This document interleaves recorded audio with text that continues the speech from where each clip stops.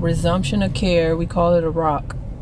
So I'm gonna go and do my rock. This is my patient. I sent her to the hospital Monday. She had a hip surgery, hip replacement done like 3 months ago. It got infected, so they replaced that one with the new hardware. That one got infected, so then they took it out, left it out, and sent her home with IV antibiotics to try to clear up the infection. And she ended up going to the restroom last Sunday I think, and when she returned from the restroom, she went to sit on her bed and she kind of missed the bed, so she caught herself, but she ended up falling onto the bed, and that ripped open her incision.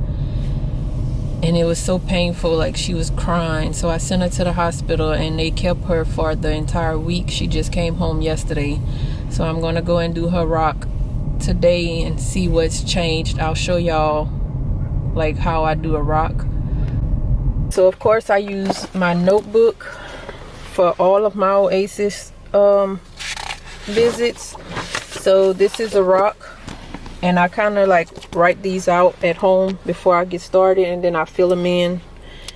So today's date is the 17th. Of course, I'll put her name right here. DME, I'm going to put any new DME because on admit, I did admit her. And I put all her DME in already, so the computer kind of saves the DME. So it would be right here. Her supplies, she has a bedside commode, a rolling walker, wheelchair, and of course her wound care supplies. So all that's in. So I'll just put in whatever's new. If they send her home with crutches or anything like that, a cane, then I'll add her new DME. Her admit and diagnosis is probably going to be the same thing. We'll see. I get a set of vitals on them. Her pain level, last bowel movement, any new wound care orders or new wounds that she may have gotten while she was in the hospital, and med changes, doctor's appointments.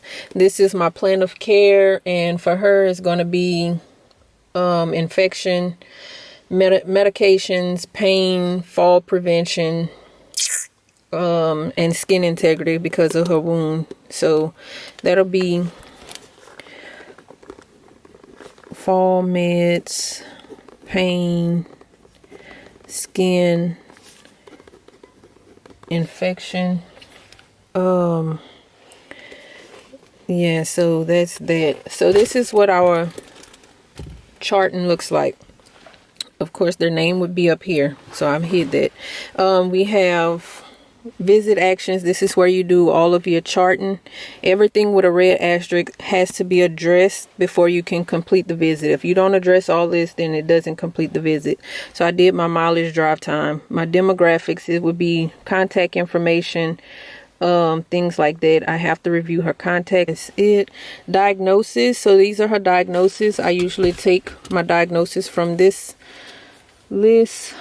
So it's confection is infection following a surgery, and you have to validate each one like this, and you have to go through this whole list and validate each one. So I'll do that. Patient goals, I usually do the goal on admit to be free of infection, and I'm going to just go with ongoing. So whenever you first start, you do initiated, and once you're getting ready to discharge them, then you'll put met in that one. And it's just asking if I want to comment on the previous one. No. Pathways is where I would make my care plan, and it's right here. So I'm gonna just do that while I'm sitting. This is your physical assessment, so you have to do all of these to finish the visit.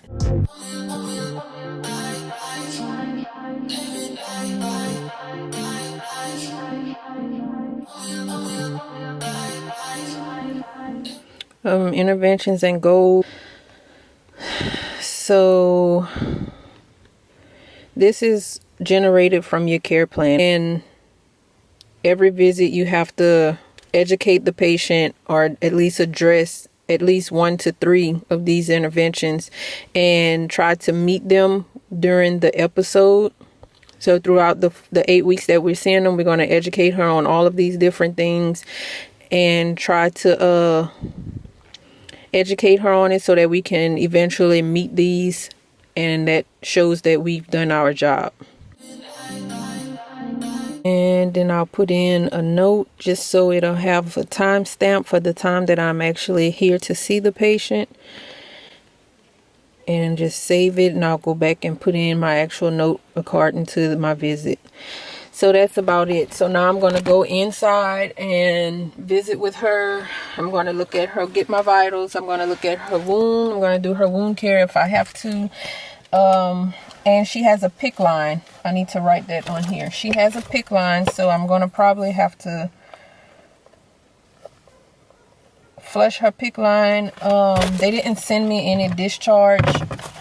They didn't send her discharge orders yesterday, so I'll see once I get inside. They usually send the patient with a discharge packet, and I usually look at that once I get in the house. I look at that discharge packet, and they'll have whatever they need me to do while I'm here. So I might have to change her dressing and flush her IV. I don't think I need to get any lab work today. She's usually every Monday for lab work. Oh my God, I left my purse. So of course I take my notebook. I'm going to grab my bag and some gloves.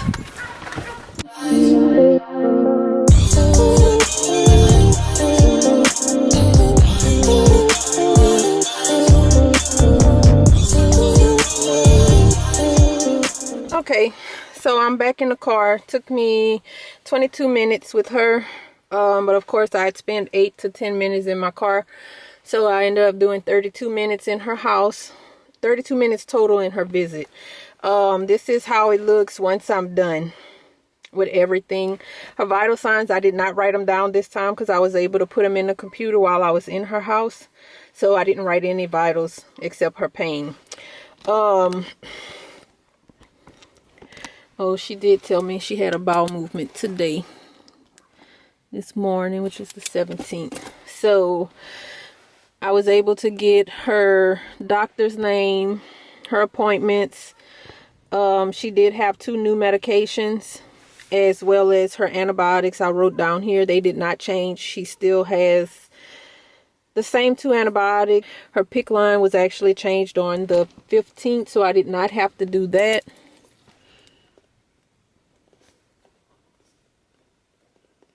Because it's once a week, so the nurse that sees her next week will change it. I measured her wound. She has her left wound, left surgical incision. They took her sutures out, and it's open to air because it has healed completely, which is so quick. It healed that fast, over a week, but they resutured it, she said, last Monday, and they took them out yesterday, so it healed pretty quick. So this is everything, basically. So once I get home, I'll finish putting everything in, answering all the little questions, and complete her visit. So now I'm going to just head to the next patient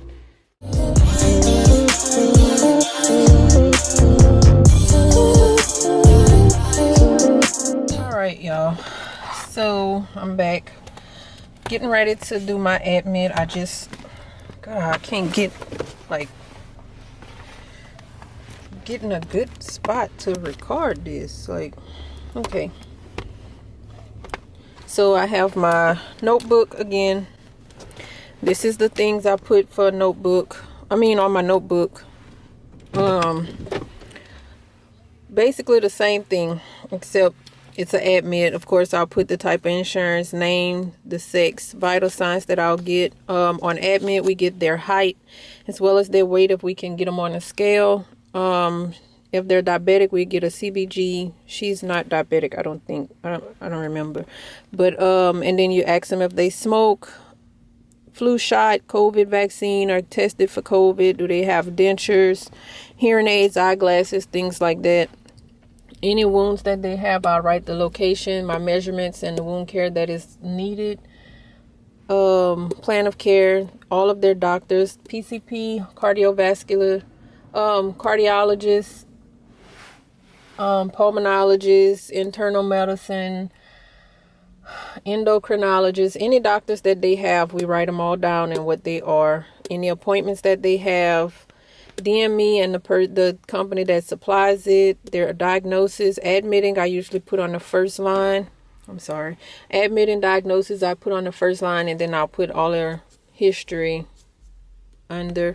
Here is where I put the services that they need for home health. So if they're skilled nursing only, I'll circle just this one, PT and OT. Not often we get someone that needs ST, but I'll write it, or aid, I'll write either one that they need right next to OT, but I usually just circle whatever they're gonna get.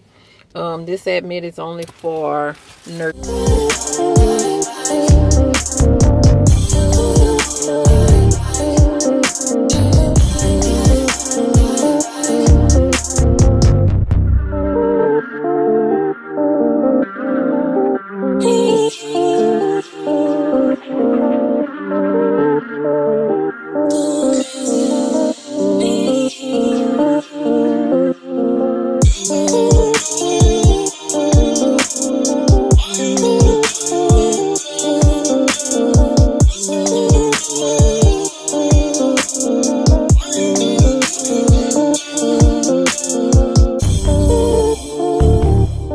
So visit actions, you have a lot more to address than a resumption of care, and that's why you get paid more for an admit. So here is the electronic forms and consents that I'm going to get her to sign. Still have to do my drive time. Demographics, you have to address more things in this area.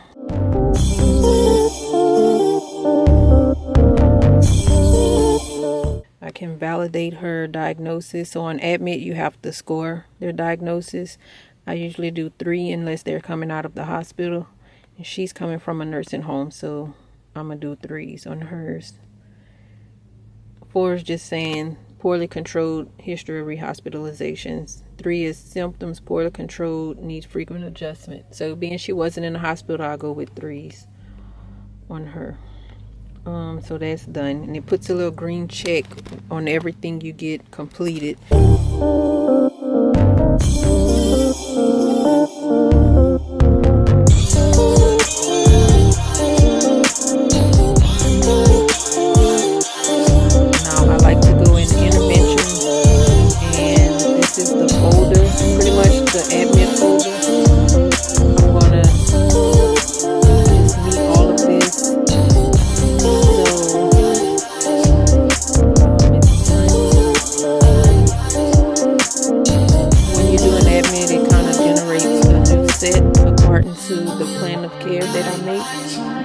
Plan, so it'll make a whole new set of interventions for the following visits. We have to meet all of the admit interventions so that they delete them off if they're not there with the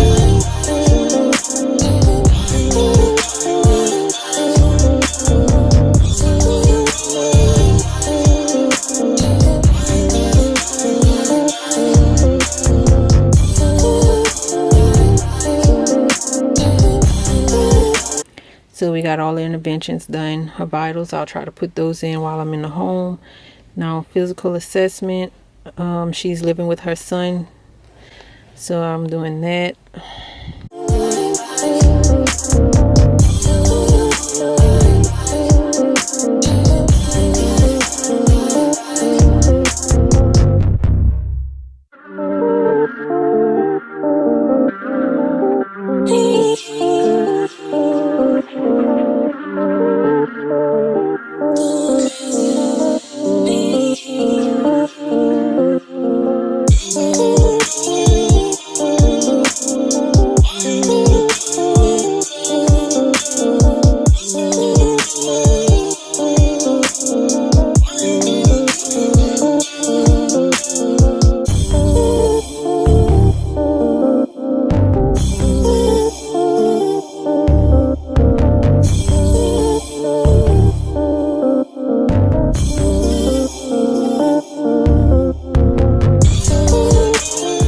Okay, so I got most of that done. So now I'm just gonna, let me do this part. She has Medicare based on age. No, no. Non-applicable. No, no, no.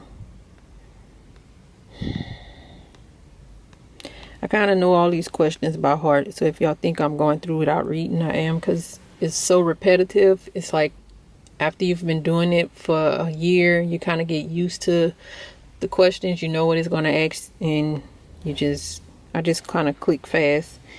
But I know what it is. So I'm not sure what her goal is. I'll see once I get in the house. I like to ask them sometimes, like, what would you like home health to help you improve on? And they'll tell me, like, I don't want to go back in the hospital. I want to be able to walk without using my walker. I want to be able to not depend on my children to take care of me, things like that. And then that'll make their goal. Just got home, took a shower.